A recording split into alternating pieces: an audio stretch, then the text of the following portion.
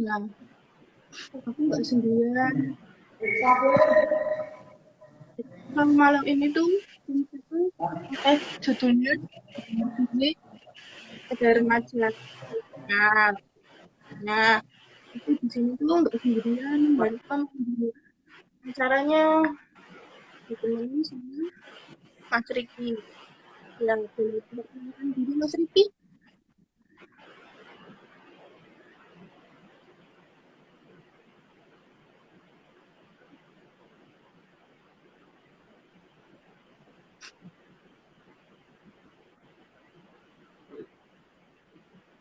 Assalamualaikum warahmatullahi wabarakatuh. Selamat malam.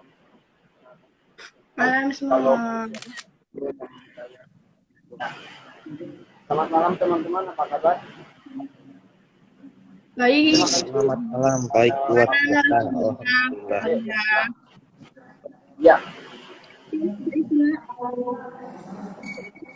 Mbak. ilmu-ilmu yang bermanfaat. Jadi pada kesempatan kali ini kita pada diri ini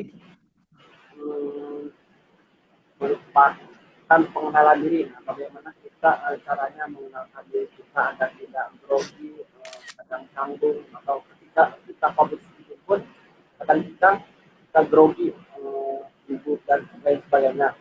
Faktor apa yang akan kita bahas dan apa yang akan kita lakukan untuk kita bisa mengatasi hal-hal yang sangat bagus untuk kita dengar ilmu-ilmunya. Nah, beliau adalah merupakan dosen PGMI Fakultas Teknik Universitas Sains dan Quran Wonosobo. Beliau juga pernah mendapatkan penghargaan yang pertama juara Mabar Jabodetabek di Chandra Wijaya Serpong dan juara pertama ganda putra antar program S2 Rayon DG. Kemudian penghargaan yang ketiga merupakan Mabar juara FTB Forum Teknik di Tangki CPY dan juara Forma serta menjadi pengurus Kadit keabsahan dan organisasi BDSI Kabupaten Wonosobo. Beliau adalah Bapak Danang MPD. Yang kemudian yang kedua narasumber kita adalah mahasiswa Amikom Yogyakarta Fakultas Ekonomi dan Sosial Ekonomi. Beliau adalah jadi. Nah, untuk kesempatan kali ini mari kita saja ke pembahasannya pada Bapak Danang MPD. Silakan.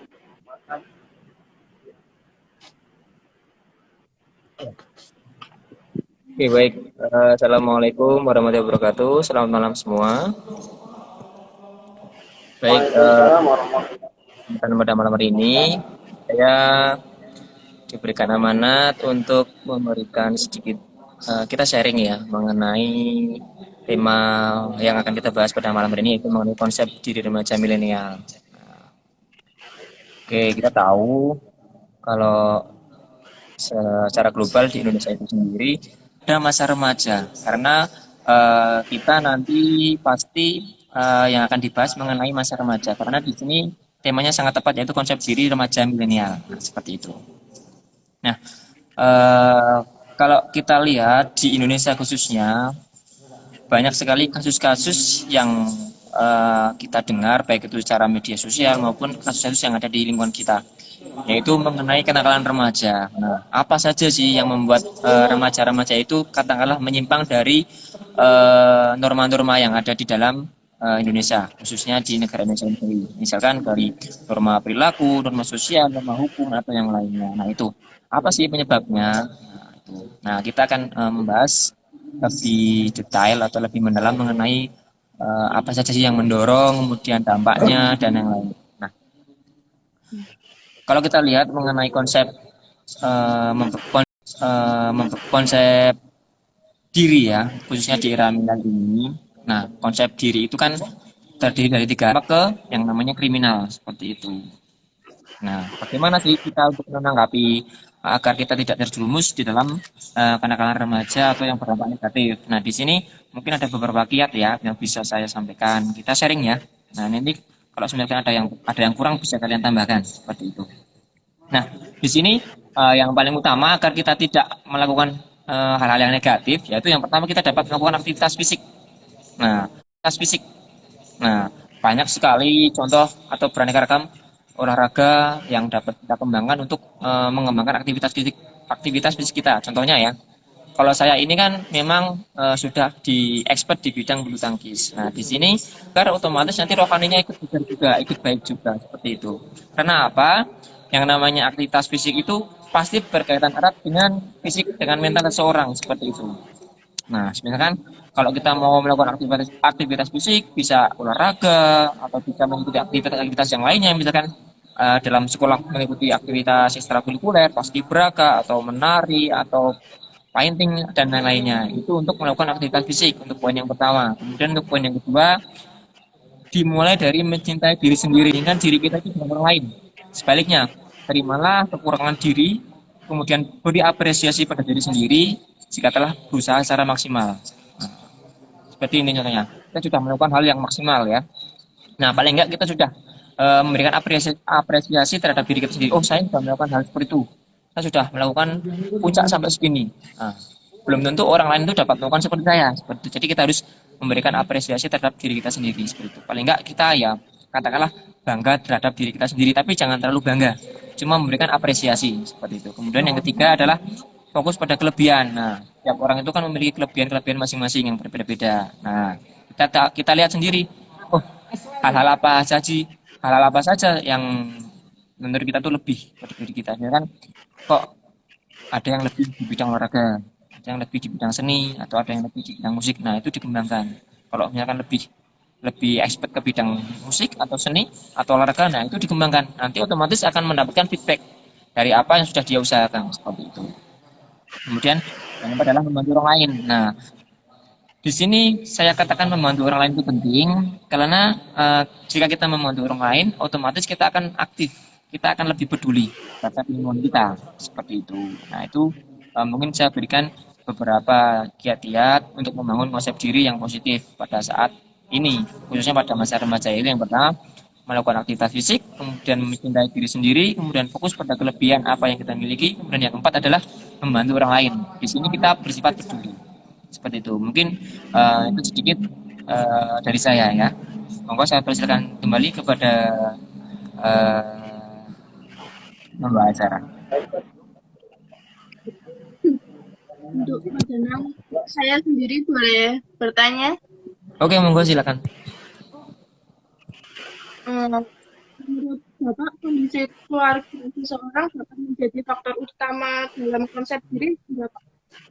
Kondisi keluarga. Nah, itu kalau keluarga itu bisa dikatakan sebagai faktor esensi kita. Selain diri kita sendiri, otomatis keluarga juga sangat berpengaruh. Karena apa? Setiap hari kita juga, lingkup kita kan paling dekat itu kan keluarga. Otomatis yang namanya orang tua, kemudian kakak, adik, atau saudara itu sangat mempengaruhi kepribadian kita. Nah, kalau kakak kita baik, orang tua kita baik, otomatis kita akan ikut baik juga. Saya berikan contoh yang sederhana. Jika kita bergaul dengan orang atau kita berteman dengan penjual parfum, otomatis kita akan mencium bau parfum. Dan sebaliknya, kalau kita ikut berkecimpung, katakanlah kita ikut berteman dengan orang yang itu pekerjaannya, maaf, dia katakanlah yang kurang baik, otomatis kita juga akan menerima seperti itu. Sama halnya seperti kita yang tadi saya katakan seperti itu. Jadi otomatis sangat berpengaruh yang namanya keluarga. Itu paling utama.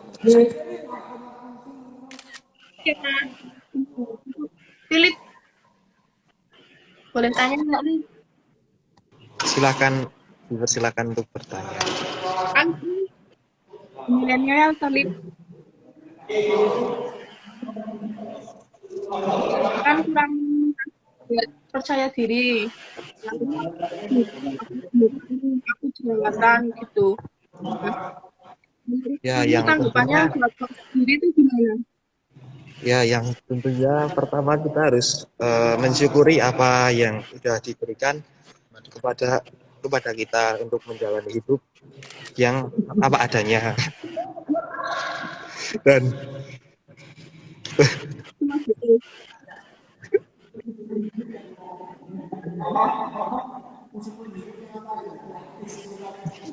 kita harus bisa menjalani hidup dengan rasa bersyukur yang pertama ya tentunya. Yang kedua kita harus melakukan apa yang terbaik untuk jalan kita. Yang utama kita jangan insecure kepada diri kita sendiri. Di balik insecure kita itu pasti ada kelebihan yang kita miliki. Contohnya bakat, ada juga kelebihan lain lah, misal kayak contohnya Pak Danang ini berkelebihan di bidang olahraga ya. Dia, setahu saya dia tidak masuk gelar bergengsi untuk kelas mahasiswa waktu dia berada di Universitas Negeri Yogyakarta. Terus menurut saya sendiri, saya juga pernah merasa insecure karena dulu SMA kelas 10 itu saya bisa dibilang tidak bisa memiliki tinggi badan.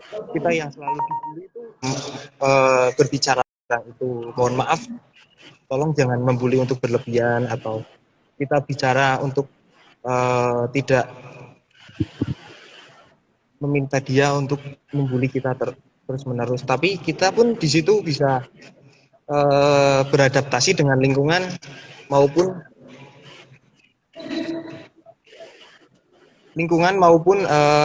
masyarakat yang ada di sekitarnya. Misal kita remaja, di situ remaja di mana orang-orangnya yang sangat aktif dan bisa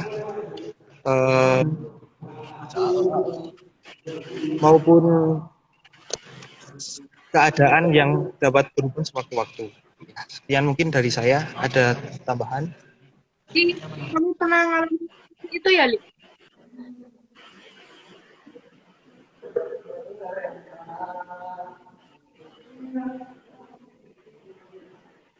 Untuk Riki ada yang mau ditanyakan enggak?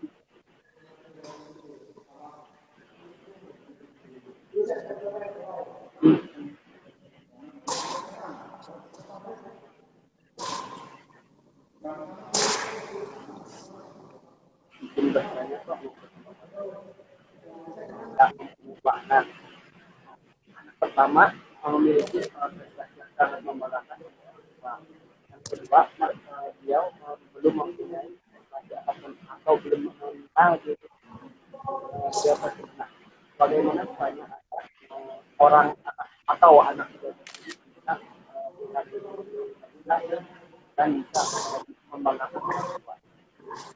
Kalau misalkan dan tidak orang tua menjadi orang yang berprestasi orang tidak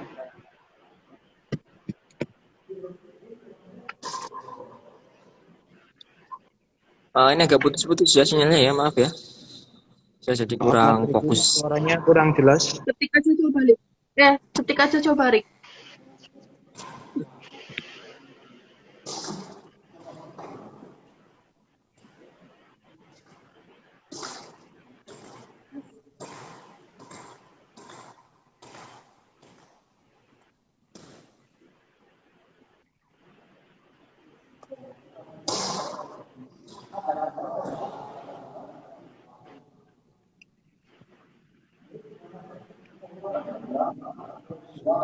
jadi bisa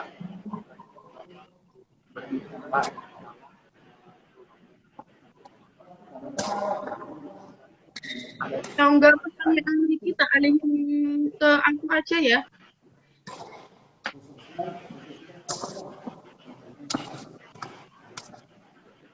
Untuk Pak Danang, saya mau bertanya. Ya. Seberapa penting sih pengembangan konsep diri pada seseorang? Gimana Pak? Coba diulang lagi pertanyaannya. Seberapa pentingnya sih pengembangan konsep diri pada seseorang? Nah, yang namanya konsep diri itu kan berkembang otomatis nanti klimaksnya itu kan di masa remaja. Jadi dari kita kanak-kanak sampai ke masa tua nanti itu klimaknya nanti di masa remaja. Karena apa?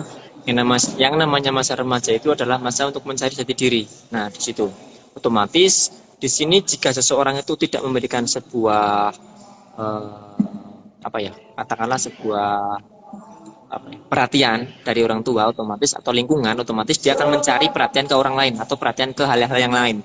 Nah, itu dapat dicari dengan cara yang positif dan dengan cara yang negatif. Seperti tadi sudah saya katakan, jika kok remaja itu nanti ujungnya ke hal yang negatif, otomatis jadi yang namanya kenakalan remaja. Nah, tinggal bagaimana di sini yang namanya pola asuh orang tua itu sangat berpengaruh, penting ya. Tadi juga sudah sangat saya sangkut pautkan kepada pertanyaan jenengan. Jadi di sini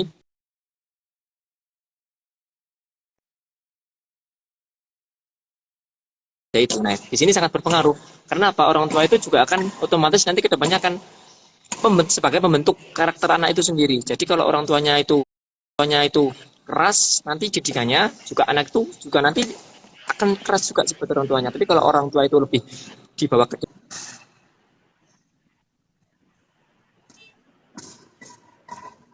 mengenai faktor atau misalkan ada yang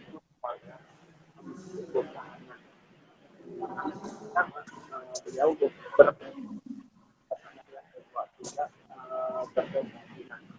kedua ini belum mengenal dia sendiri, bukan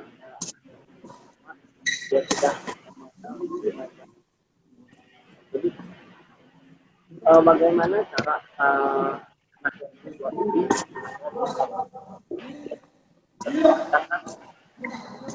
dua membedakan dan yang pertama anak tersebut dan tidak bagaimana.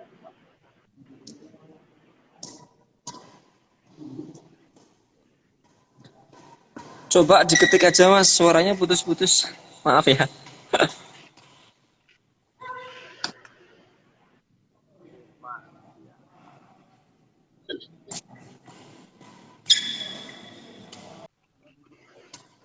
Aku mau tanya ke kamu dulu, Lik. Ya, silahkan. Apa aja sih yang harus diperhatikan pada konsep diri seseorang?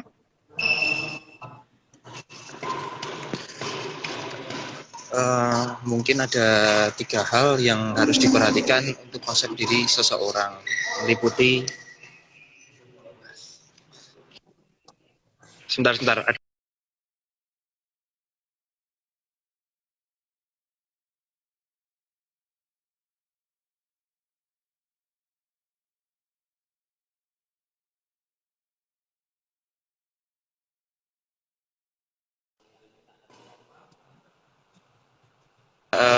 Tiga ya, mengenali kita, diri sendiri kita untuk beradaptasi maupun untuk mengenali secara lingkungan maupun masyarakat. Yang ketiga, kita harus bisa menjalankan kehidupan dengan masyarakat untuk mengetahui diri kita itu seberapa pentingnya itu untuk masyarakat maupun sebagai generasi milenial. Kita harus mengikuti zaman perkembangan teknologi ya, terutama untuk di era digital ini kita harus bisa menguasai setidaknya untuk kegiatan-kegiatan yang berada di kampus maupun masyarakat itu harus kita kuasai dengan teknologi yang baru. Ya, sekian dari saya. Oke, makasih, Lik. Vicky, gimana?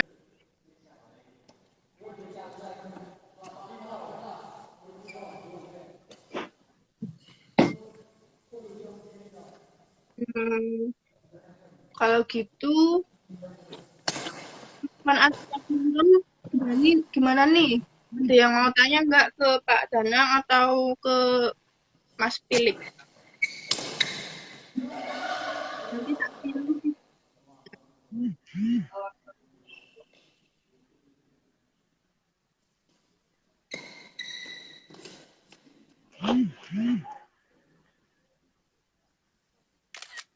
Ada pertanyaan,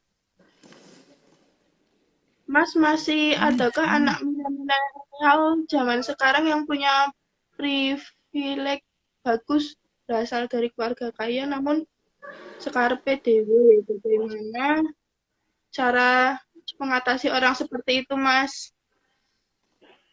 Untuk Kak Danang mungkin bisa menjawab.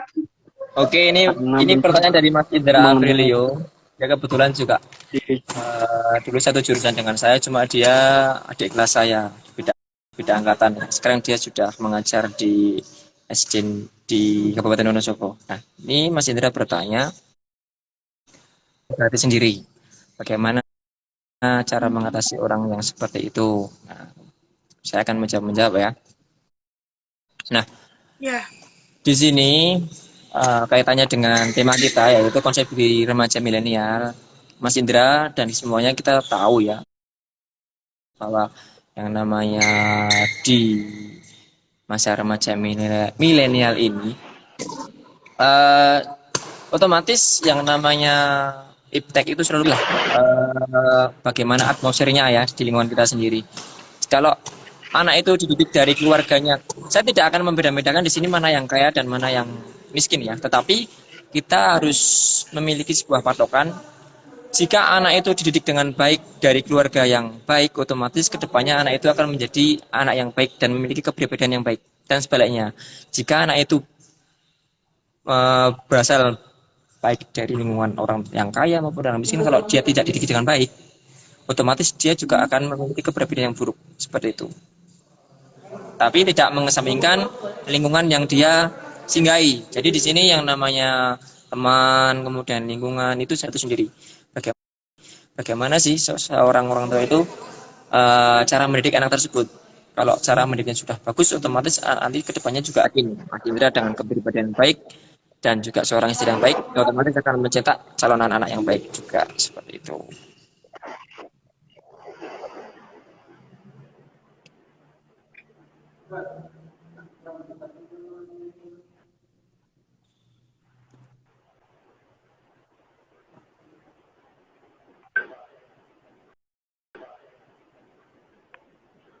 gimana nih penonton nih? Ada yang masih bertanya?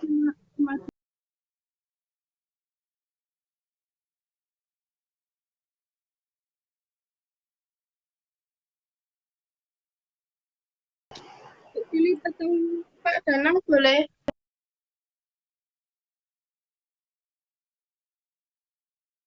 Ke depan dampak dari body shaming itu tidak sepele tapi kompleks seperti itu. Jadi yang pertama kita harus bangga terhadap apa yang kita punya, harus kita kembangkan agar kedepannya juga kita akan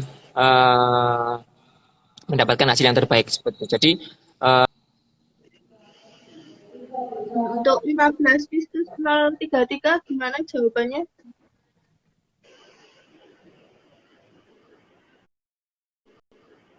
Udah pas belum?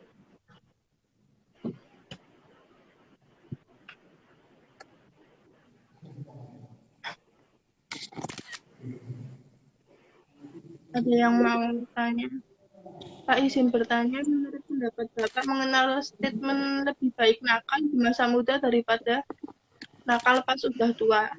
Dan bagaimana cara menghadapi di zaman yang sudah menormalisasikan hal negatif? Untuk Pak Danang, boleh? ya, siapa yang bertanya? Sebentar, saya scroll pertanyaan dulu ya. Mbak Zulfi Tanem. Pak izin bertanya, ini dari Mbak Yulvita. Oh, menurut pendapat Bapak mengenai statement lebih baik nakal di masa muda daripada nakal ketika sudah tua, dan bagaimana menghadapi di zaman yang sudah menormalisasikan hal negatif. Oke, yang namanya nakal itu tidak mengenal usia dan tidak ada yang mematok harus nakal di masa remaja atau nakal di masa tua. Ya, nakal itu adalah sebuah pilihan. Kalau kita mau nakal, ya nakal sekalian. Kalau kita nggak nakal sekalian. Itu jawaban dari saya. Karena apa? Yang namanya nakal itu tidak harus dicoba-coba. Tidak ada yang namanya mencoba-coba. Seperti itu. Kalau kita memang laki-laki. bisa baik, kenapa harus nakal? Seperti itu. Jadi tidak harus. Gimana Mbak? Jadi yang namanya anggapan nakal dulu sekarang, kalau ngomong masih remaja nanti tuanya nggak nakal, itu nggak ada yang namanya konsep, nggak ada teori seperti itu. Jadi yang namanya nakal itu bukan sebuah sebuah pilihan, tapi bukan sebuah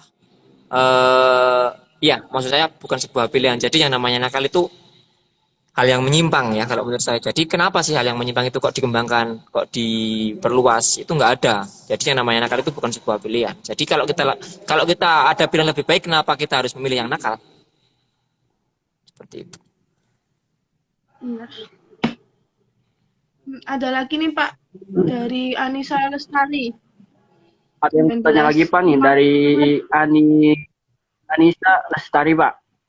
Oke, remaja Indonesia sekarang kan identik dengan sifat yang suka insecure dan overthinking. Apakah sifat tersebut bisa berdampak negatif pada diri sendiri? Bagaimana solusi untuk mengurangi sifat tersebut? Bisa berdampak negatif pada diri sendiri. Bagaimana solusi untuk mengurangi sifat tersebut, Pak? Oke, di sini ada dua kata, insecure dan overthinking ya. Nah, namanya sesuatu hal kalau kita belum itu ada. Yang pertama, jika kita mau melakukan suatu hal, laksanakan atau lakukan secara maksimal. Ya, di sini sudah dari zaman dulu yang namanya ikhtiar dan tawakal itu ada. Nah, lakukan dua hal tersebut pada hasil yang positif. Seperti itu saja kalau saya. Jadi yang namanya insecure, overthinking itu karena apa? Karena kita sudah melihat ikhtiar dan tawakal, nanti hasilnya tinggal diserahkan pada di atas kalau saya seperti itu. Ada lagi dari Suka Tetuko. Bagaimana cara merubah pola pikir remaja milenial yang selalu ingin kekayaan instan? Oh, ini pertanyaannya sangat bagus ya, menarik ya. Bagaimana cara merubah pola pikir remaja milenial yang selalu ingin kekayaan instan? Nah, saya ibaratkan seperti ini. Kalau kita mau memasak Indomie, kita tidak langsung buka mie terus dimakan. Harus direbus dulu. Ya, semua berproses. Tidak ada yang instan. Mie instan aja juga direbus. Gimana yang lainnya? Nah, otomatis yang namanya proses itu kan mengalir sesuai dengan usaha apa yang sudah kita kerjakan. Nah, kalau kita itu sudah usaha secara maksimal, otomatis nanti juga akan mendapatkan hasil yang maksimal juga, seperti itu. Iya benar. Untuk Kak Danang sendiri? Oke, sedikit dari saya. Yang namanya itu baik itu iptek maupun yang lainnya itu semakin kesini kan semakin berkembang. Nah, kita juga sebagai remaja, mana yang baik dan mana yang buruk. Itu dari saya.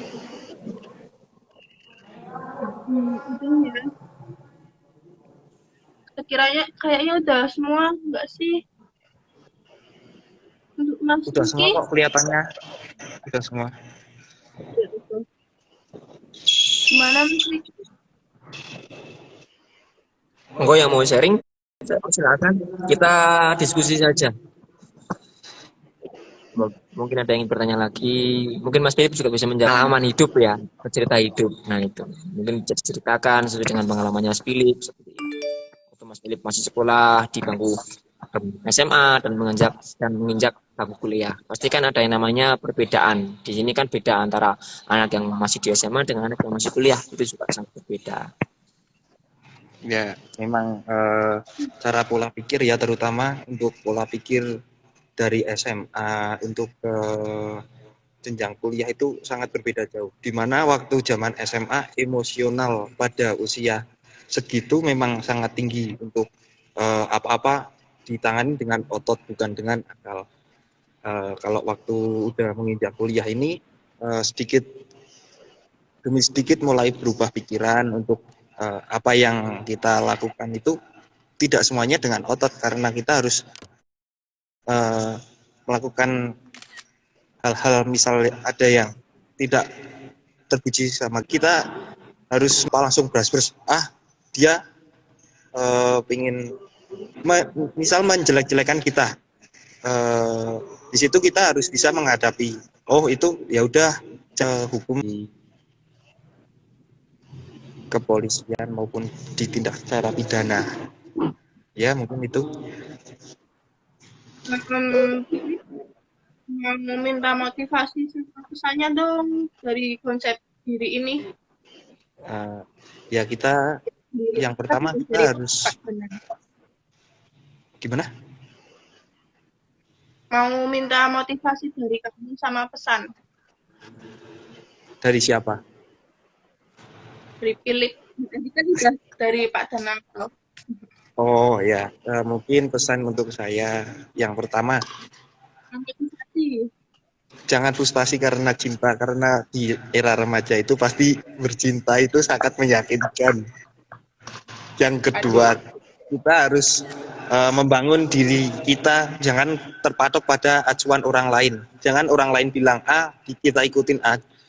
Orang lain bilang B, jangan ikutin bilang. Kita lakuin hal B itu. Kita harus jalanin kehidupan sesuai cara yang baik itu diambil, yang buruk itu ditinggalkan. Ya mungkin dari saya. Ya, mikrofonnya Mas.